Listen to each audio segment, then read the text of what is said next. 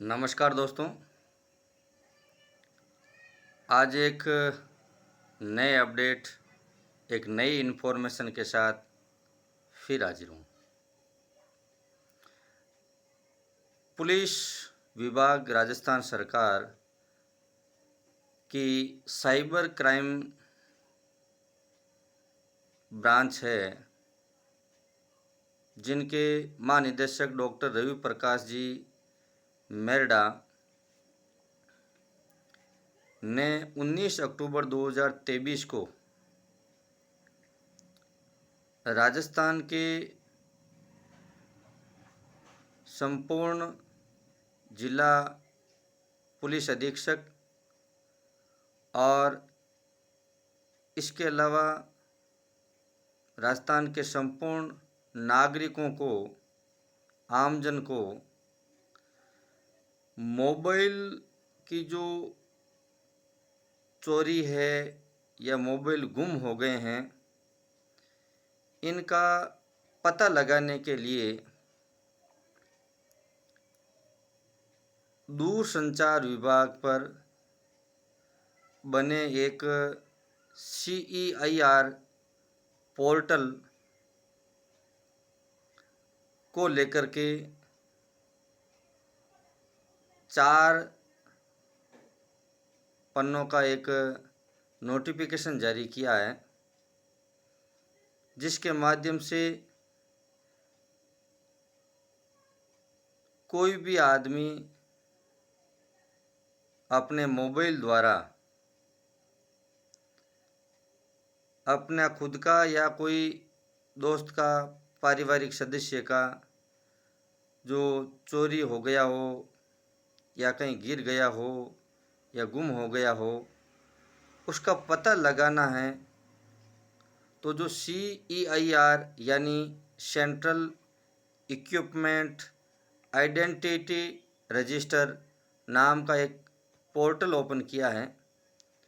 जो मोबाइल उपकरण हैं उनको पहचान करने का एक काम करता है, जिनकी विस्तृत जानकारी मैं आज के इस वीडियो में आपके सामने रखने जा रहा हूँ। सेंट्रल पोर्टल ओपन करने के बाद जो वेबसाइट है उसको जब आप ओपन करेंगे, जिसमें जो खोए हुए या चोरी किए गए मोबाइल है उनको ढूंढने की और उसे किस प्रकार ब्लॉक करें, उनकी प्रक्रिया मैं स्टेप बाय स्टेप आपके सामने प्रस्तुत कर रहा हूँ। सबसे पहले आप पुलिस थाने में, नज़दीकी कोई भी जो पुलिस थाना है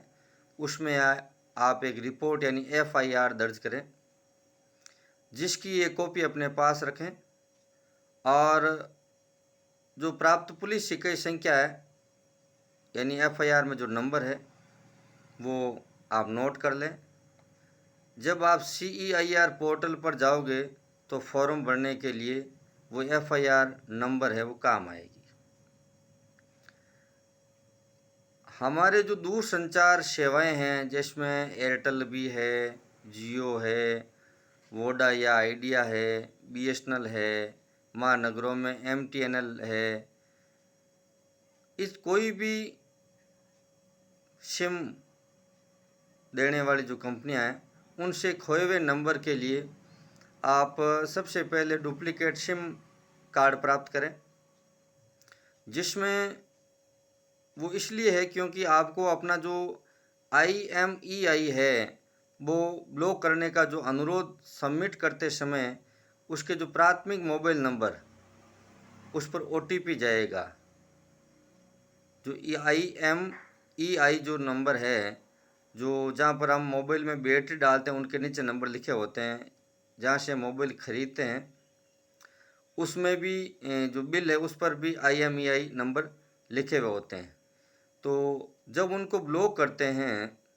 तो OTP जो आपकी सिम है जिसमें मोबाइल के अंदर जो थी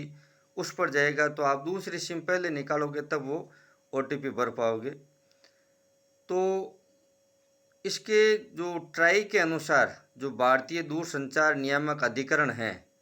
उसके अनुसार जो नई सिम लोगे तो सिम एक्टिवेट में लगभग 24 घंटे के बाद में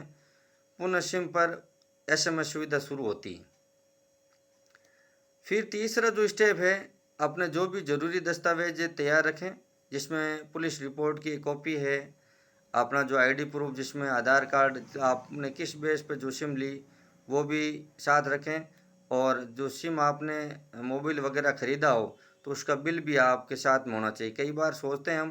कि हमें बिल की कोई ज़रूरत नहीं, आप तो मोबाइल दे दो, लेकिन जब मोबाइल गुम होता है तो उसकी ज़रूरत पड़ती है। खोए हुए हो या चोरी हुए जो मोबाइल फ़ोन है, उसके अंदर IMEI जो है उसको ब्लॉक करने के लिए जो अनुरोध पंजीकरण फॉर्म है उसको भरना है, और आवश्यक जो दस्तावेज है उसको आपको संलग्न करना है। और उस फॉर्म के लिए मैं कमेंट बॉक्स के अंदर एक लिंक दूंगा, उस लिंक को आपको मोबाइल में या कंप्यूटर पर ओपन करना होगा, जिसमें आपको अपने जो फर्स्ट मोबाइल नंबर है वो डालने हैं, फिर दूसरे कोई मोबाइल नंबर है वो डालें, फिर आपकी जो IMEI जो बिल में है वो लिखें, और यदि दूसरी सिम है तो उसकी भी IMEI नंबर है वो लिखें। 15 डिजिट के अंदर होगी, 15 अंकों में होगी। डिवाइस किस ब्रांड का वो सिलेक्ट करें, डिवाइस मॉडल कौन सा है, और साथ में आपका जो मोबाइल का बिल है वो अपलोड करना पड़ेगा, और मोबाइल कहाँ गुम हुआ, किस तारीख को गुम हुआ, और किस स्टेट में, कौन सा ज़िला, नज़दीक में कौन सा पुलिस स्टेशन है,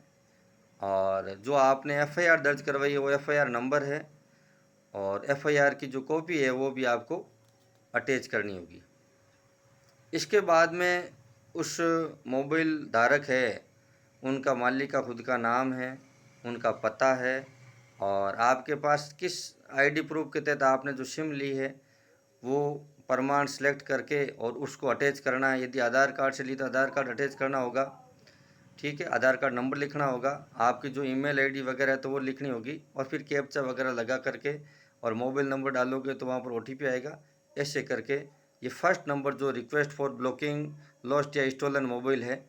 वो आपको CIER पोर्टल पर आपको दर्ज करनी होगी। फॉर्म सबमिट करने के बाद में आपको एक रिक्वेस्ट ID दी जाएगी, जिसका उपयोग है वो आपके अनुरोध की स्थिति की जांच करने और भविष्य में IMEI को अनब्लॉक करने के लिए किया जा सकता है। जैसे यदि उपयोगकर्ता को ये संदेश प्राप्त होता है कि request already exit for IMEI, number लिखा हुआ है और एंड मोबाइल नंबर, फिर आगे मोबाइल नंबर है with FIR number on with, और कोई बाई जिस पुलिस स्टेशन पर है, ऐसा कोई आपका मोबाइल इनबॉक्स SMS इनबॉक्स के अंदर कुछ मैसेज आए, तो ब्लॉकिंग रिक्वेस्ट सबमिट करने के बाद में इसका मतलब ये है कि आपकी IMEI जो है और मोबाइल नंबर के लिए जो अनुरोध है वो राज्य पुलिस के माध्यम से CIER सिस्टम में पहले से मौजूद है, तभी तो रिक्वेस्ट ऑलरेडी एग्जिट वाला मैसेज आ रहा है। मोबाइल और जो IMEI को अनब्लॉक करने का, यह वो पहले वाला था वो ब्लॉक करने का, और यदि अब आपको वापस अनब्लॉक करना है तो वो क्या तरीका है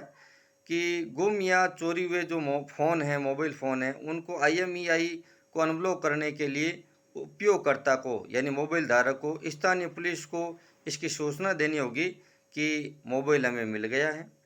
और इसके बाद यूज़र किसी के द्वारा भी फ़ोन को अनब्लॉक कर सकता है, जिसका अर्थ है कि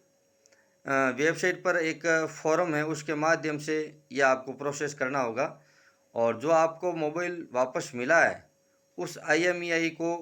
एक लिंक में दूंगा कमेंट बॉक्स में, उस पर जाकर के आपको अनुरोध का एक पंजीकरण फॉर्म भरना होगा। उस लिंक में जाने के बाद में ऊपर लिखा होगा कि मोबाइल या IMEI को की कंप्लेन का स्टेटस चेक करने का जो फॉर्म है, तो आपकी जो रिक्वेस्ट ID है वो डालनी पड़ेगी। जैसे आप रिक्वेस्ट ID डालोगे, सबमिट करोगे, तो उसके अंदर एक आपका ऑनलाइन फॉर्म आएगा जिसके अंदर रिक्वेस्ट ID और आपका जो मोबाइल नंबर है वो, और रीजन आपको सिलेक्ट करना है कि अभी अनब्लॉकिंग करना है, और वापस तो कैप्चा डालने के बाद में आपको मोबाइल नंबर वापस डालने होंगे, और OTP आएगा और वापस सबमिट करना पड़ेगा। ठीक है, तो ये थी ब्लॉक और अनब्लॉक करने की जानकारी।